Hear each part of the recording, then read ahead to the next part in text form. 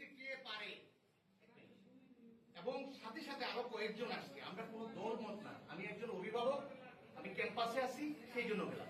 আমরা যাওয়ার পর আপনাদের অনেকেই যারা ছিল প্রফেশনের দায়িত্ব পালন করছে, অনেক দায়িত্বশীল সিনিয়র শিক্ষকের সাথে কথা বলছি, সব মুহূর্তের মধ্যে পুলিশ 1000 পুলিশ ওখানে আছে।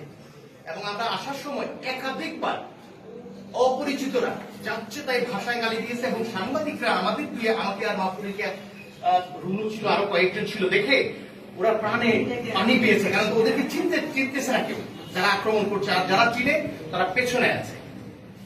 আর তারও পিছনে হচ্ছে প্রশাসন ভবন এবং আমাদের অভিভাবক আপনারা। ভিতরে ঢুকলাম, যাই হোক ওদেরকে তাড়া দিয়েছে।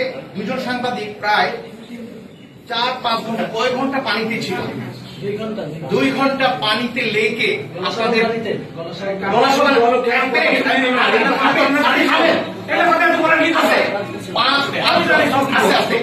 এই অবস্থা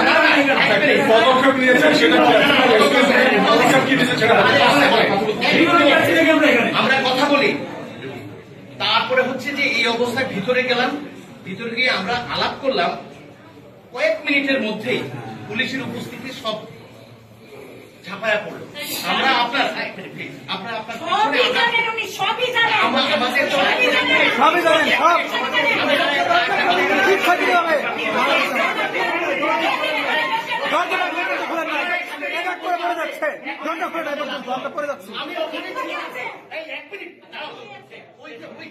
আমাদের জানার ভয় আছে, আমাদের জানার ভয় নাই, আমাদের জানার মূল্য নাই।